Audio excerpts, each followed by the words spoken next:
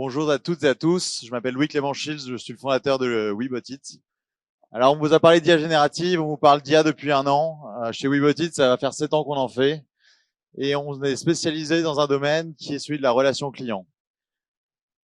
Pendant longtemps, les chatbots, ça marchait pas très bien. Vous posiez une question et vous aviez au mieux une réponse qui était la même que la FAQ. Et sinon, pas de réponse du tout. Désolé, j'ai pas compris.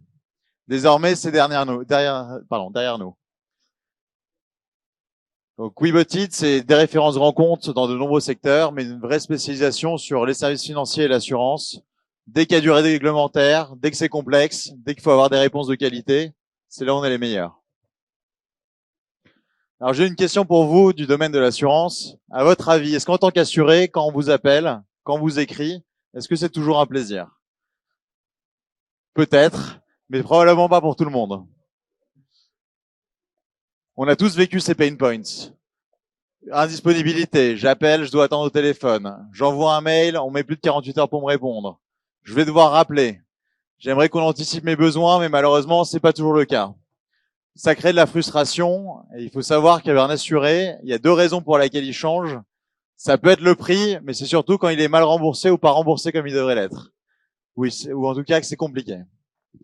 Donc l'idée, c'est d'arriver à améliorer la relation client en automatisant ce qui peut l'être, pour rendre du temps de cerveau disponible. Vos équipes ont plein de capacités, il n'y a aucun doute là-dessus. Et il y a plein de questions qui n'ont pas forcément vocation à être traitées par l'humain parce que tout simplement la machine est désormais capable de le faire. Et la machine, elle sait pas tout faire, mais elle sait faire preuve d'empathie et ça toute la journée, avec l'IA générative en tout cas. Elle sait apporter maintenant des réponses fiables et personnalisées à chacun. Et on est également capable de déclencher les bons workflows métiers.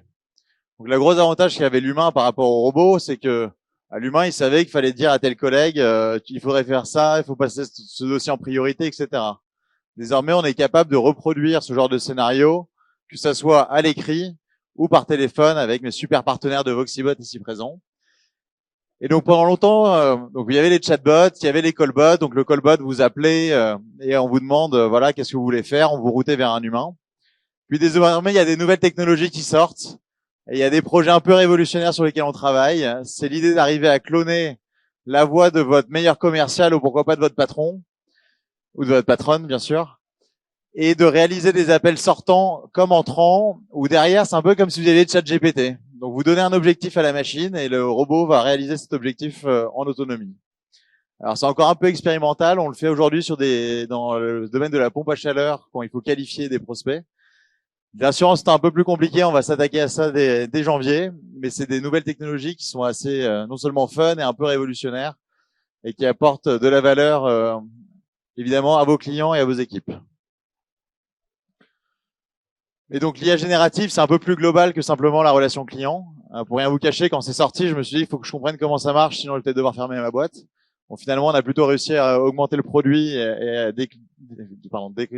décrocher de nouveaux cas d'usage assez intéressants. Et donc, vous pouvez maintenant aller dans la proactivité. Par exemple, là, il y a eu des inondations, une tempête. Pourquoi ne pas appeler l'intégralité de vos assurés dans la zone pour savoir si eux ont été impactés, les prévenir que les délais vont être assez longs, que potentiellement il va falloir trouver des experts, que les experts vont être débordés. Bref, vous anticipez le pain point qu'ils vont ressentir derrière. Vous êtes allé à leur côté, vous les accompagnez et vous évitez de l'insatisfaction. Autre cas d'usage, donc du suivi de dossier. Pourquoi est-ce que c'est moi qui dois rappeler mon assureur pour savoir où ça en est quand tout simplement on pourrait me notifier? Me notifier par SMS, me notifier par email, mais pourquoi pas me notifier par téléphone également? Un cas d'usage que je rêve de développer avec l'un d'entre vous si vous le souhaitez, c'est le suis-je couvert? On a toute cette question en tant qu'assuré. C'est j'ai plein de contrats, je suis assuré potentiellement à plusieurs endroits, mais concrètement j'ai ce problème, est-ce que je suis couvert par quelqu'un? Et si oui, combien, comment? Et évidemment, l'idée, c'est de détecter des trous de couverture pour après faire de l'upsell et du cross-sell. Voir potentiellement s'ils ont des contrats à la concurrence qu'ils ont mis chez vous. Dans votre super outil Suis-je couvert, vous êtes en capacité de proposer des conditions plus avantageuses si le profil du client vous intéresse. Donc, ultra personnaliser la relation client, accueillir les gens de manière nominative, anticiper leurs besoins, ça devrait être le cas partout et on le fait déjà pour de nombreux secteurs. Et comme je vous l'ai évoqué, donc ces appels sortants qui pour moi ont aussi un gros avantage. Dans l'assurance, c'est quand même un métier de lead. Le lead, si on l'appelle rapidement, on peut espérer le convertir. Mais il y a tous ces prospects qu'on a essayé d'appeler 3 fois, 4 fois, 5 fois, et qu'on a mis en perdu. Et si désormais on était capable de tous les rappeler un par un, ça coûterait trop cher à faire par de l'humain, mais aujourd'hui la machine est capable de le faire. Donc encore de nouveaux cas d'usage rendus possibles par les avancées technologiques. Alors bien sûr, qui dit IA dit data. Qui dit data dit sécurité. Et tout l'enjeu de ces IA, c'est qu'est-ce qu'on leur met dedans, qu'est-ce qui va être fait avec. Donc déjà un conseil que je vous donnerai à tous, c'est expérimenter avec du OpenAI, c'est très bien. De préférence, faites-le sur Azure, sur vos environnements, puisque Microsoft a déporté les modèles d'OpenAI sur Azure en France. J'ai un peu plus confiance dans la politique de confidentialité de Microsoft que dans celle proposée par OpenAI aux US, évidemment. Mais il y a également d'autres modèles open source qui sortent. Vous avez sûrement entendu peut-être parler de Mistral, des Français qui ont levé 150 millions. Très franchement, aujourd'hui, c'est pas encore au niveau, mais ça va s'améliorer très vite. Et donc, il y a cette possibilité aujourd'hui d'expérimenter très rapidement. Vous n'avez pas besoin d'une team de 20 data scientists pour monter un projet. Ça prend pas un an non plus.